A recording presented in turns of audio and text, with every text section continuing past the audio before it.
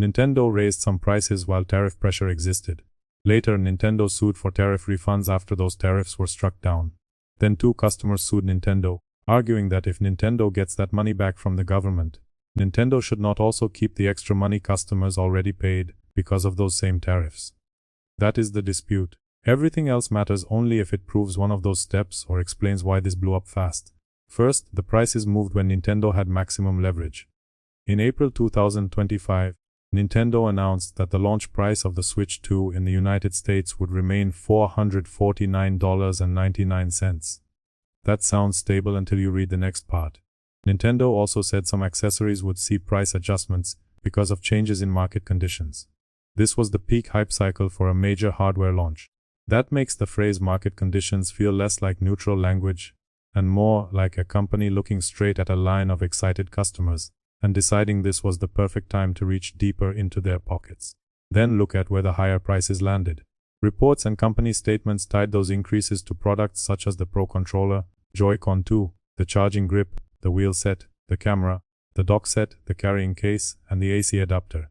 The reported increases were generally in the range of $5 to $10. Nintendo can leave the console price where it is, then raise the cost of the items buyers often treat as part of the real bundle. The box price stays calm in the press release, while the real cost of getting fully set up starts climbing around it. And if you want more breakdowns like this, subscribe for the most cynical free gaming news on YouTube. It costs you nothing. Then the pattern widened. In August 2025, Nintendo also raised prices on the original Switch family in the United States. That matters because it shows this was not just one odd launch moment. Before the lawsuit even arrived, there was already a visible pattern of higher pricing across Nintendo's hardware business during the same period that tariff pressure was being used to explain higher costs. Next, the legal ground changed. In February 2026, the United States Supreme Court let stand lower court rulings that blocked the tariffs in question. That opened the refund lane. Companies that had paid those tariffs could now try to get that money back. Reuters reported that more than 2,000 companies filed lawsuits seeking tariff refunds. Nintendo was one of them. In March 2026, Nintendo sued the United States government and sought the return of tariff payments with interest. Up to that point, it was a dry policy dispute. Then customers asked the obvious question. If you get your tariff money back, why are we still stuck paying your crisis prices? Then the personal version arrived. On April 21st or April 22nd, depending on which outlet covered it, reports said that two Nintendo customers filed a proposed class action against the company in federal court. Their names were Gregory Hoffert of California and Prashant Sharan of Washington. Their claim was direct. Nintendo had increased prices on products because of tariff-related costs. Nintendo was now trying to recover tariff money from the government. Therefore, Nintendo should not be allowed to keep both sets of money if those costs were recovered. That is the core accusation. Nintendo should not recover the same tariff-related cost twice. Most legal stories die because normal people hear them and get lost. This one survives because the complaint can be translated into one clean sentence. Customers paid more during the tariff period. Nintendo later asked for tariff money back after the tariffs were rejected by the courts. The plaintiffs say Nintendo should not get paid on the way up and reimbursed on the way down for the same cost burden. It does not require trade law knowledge. It requires basic math and the instinct to notice when a company pushes. Now separate what is proven from what is still being argued. It is proven that this was a proposed class action, not a final judgment. It is proven that Nintendo sued the government for tariff refunds. It is proven that Nintendo raised prices on some products during the tariff pressure period. It is also true that companies are not automatically required to pass tariff refunds back to customers. The plaintiffs are not pointing to some universal refund switch. They are making a legal and fairness argument that Nintendo should not keep consumer overcharges tied to tariff costs if Nintendo later recovers those same tariff costs from the government. That is where the trust problem enters. According to coverage of the lawsuit, Nintendo did not make a legally binding commitment to pass any tariff-related refunds back to consumers. That silence is not just corporate neutral. It is a deliberate choice. If a company stays quiet on the question of who gets reimbursed, customers tend to assume the answer is the company. Other firms mentioned in coverage created an even worse comparison for Nintendo. Reuters reported on a similar customer case involving FedEx, and FedEx said that if it received tariff refunds it would issue customer refunds. That sets a fairness standard in public, whether the legal details are settled or not. So now the optics become brutal. The FedEx standard versus the Nintendo silence. One company at least said customers would get something back. Nintendo entered this story without a comparable promise. In a money fight, silence stops looking neutral and starts looking deliberate. That comparison matters because this stopped being just a tariff story.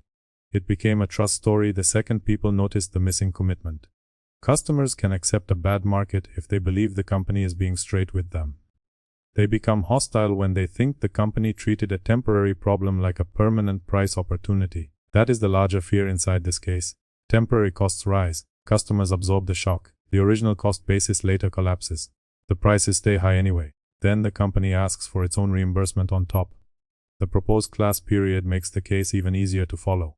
Coverage said the class would include United States buyers who purchased Nintendo products affected by price increases between February 1, 2025 and February 24, 2026. There is a defined purchase window and a defined refund dispute. If buyers paid more during that window because of tariff-related pricing, and Nintendo later gets tariff money back tied to that same period, who should benefit from that recovery? That is also where the video can stop being just a report and become useful. If you bought a Pro controller, a Joy-Con set, or another affected Nintendo product during that period, check your receipts. Check your order history. Check your email confirmations. Save the dates and product names. Do not assume you will remember later. Now the story becomes personal. Did I buy into this? And if this case goes somewhere, do I have a stake in it? Now look at Nintendo's own language, because the wording is part of why this case caught fire. In April 2025, Nintendo said accessories would see price adjustments due to changes in market conditions.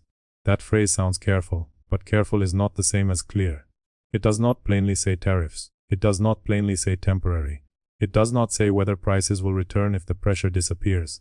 It sounds neutral in a corporate statement. It sounds evasive in a consumer dispute. Buyers hear market conditions and translate it into simpler English. You are paying more. That is also why the strongest version of this video cannot just be Nintendo bad. That is lazy, and it explains nothing. The better version is evidence first and cynical second. Nintendo is drawing anger because there is a specific sequence of events with dates, pricing moves, court rulings, refund litigation, named plaintiffs, and a clear fairness argument in the middle. It does not need dramatic fog because the paperwork already does the damage.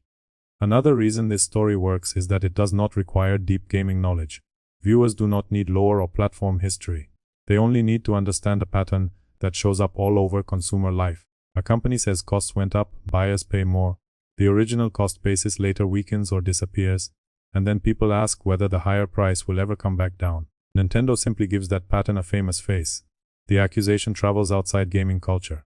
The player lawsuit also hits harder than Nintendo's earlier fight with Washington, because the point of impact changed. Nintendo suing the government was a corporate reimbursement story.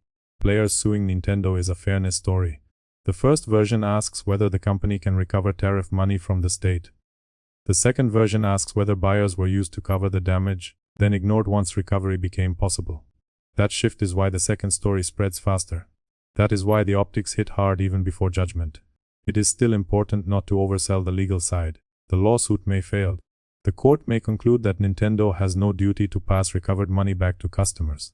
The plaintiffs still need to prove their theory. None of that rescues Nintendo from the optics problem. The legal result is uncertain. The cultural damage is already here. Once people hear the accusation in plain language, many of them decide the practice sounds wrong before any judge rules on it. Put the receipts on screen. Show a simple before and after chart for the accessory prices. Show Nintendo's market conditions language. Show a timeline arrow that runs like this: tariff imposed, prices up, tariff struck down, Nintendo sues government, customers sue Nintendo. That sequence is the backbone of the whole story. It lets the viewer follow each step. That is why viewers need the timeline, the pricing, and the paper trail, not another cloud of commentary. So here is the version again with no wasted motion. Nintendo raised some prices during tariff pressure. The tariffs were later struck down. Nintendo then sued for refunds with interest. 2 customers filed a proposed class action arguing Nintendo should not keep consumer overcharges and also recover the same tariff-related costs from the government. Nintendo made no binding promise to pass recovered money back to buyers. Check your receipts if you bought affected products during the class period. That is the claim. That is the evidence base. That is the reason this story caught fire.